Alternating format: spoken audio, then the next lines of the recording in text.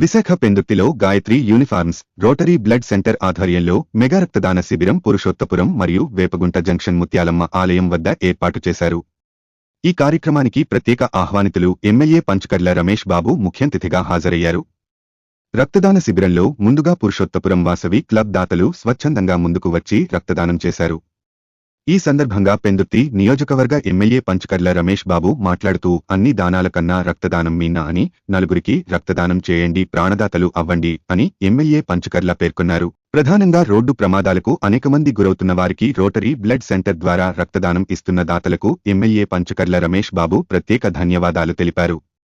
ప్రస్తుత అసెంబ్లీలో జరిగిన సమావేశాల్లో సింహాచలం దేవస్థానం పంచగ్రామాల భూ సమస్యను ఏడాదిలోపే పరిష్కరిస్తామని ఎమ్మెల్యే ఘంటాపథంగా తెలిపారు. ఈ కార్యక్రమంలో కూటమి నాయకులు, జనసేన కార్యకర్తలు, నాయకులు మరియు వీర మహిళలు పెద్ద ఎత్తున పాల్గొన్నారు. ముత్తిమాంబ బ్లడ్ డొనేషన్ క్యాంప్ వారి ఆధ్వర్యంలో ఒక మెగా రక్తదాన శిబిరం నిర్వహిస్తూ ఉన్నారు. అన్ని దానాల్లో కల్లా రక్తదానం మెరుగైంది, ఉపయోగపడేది. మరి మనస్ఫూర్తిగా వాళ్ళని అభినందిస్తూ ఉన్నాను నిర్వాహకుల్ని. ఎందుకంటే ఒక ప్రాణాన్ని కాపాడే కార్యక్రమం ఇది. గతంలో రక్త కొరత ఎంతోమంది చనిపోయేవారు. ఇప్పుడు ప్రజల్లో అవేర్నెస్ వచ్చింది.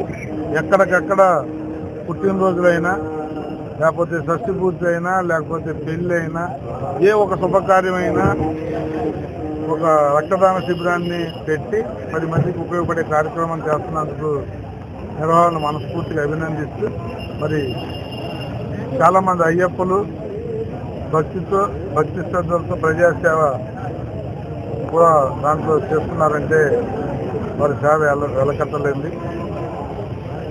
ప్రజలు కూడా ఎక్కువ మంది ఈ సేవా దృక్పథంతో ముందుకు వెళ్ళాలని అన్నదానం, రక్తదానం, వస్త్రదానం మిగతా ఎలాగో గవర్నమెంట్ చూసుకుంటా ఉంది. ఇవి మాత్రం ప్రజలే చేయాలా. మరి రక్తదానం అనేది మాత్రం, అన్నదానం, వస్త్రదానం కూడా ప్రభుత్వం భాగస్వామ్యం అవుతా ఉంది. కాబట్టి మరి ఇది పెద్ద ఎత్తున ఇస్తున్న నిర్వహణ మనస్ఫూర్తిగా అభినందనలు తెలియజేస్తాను.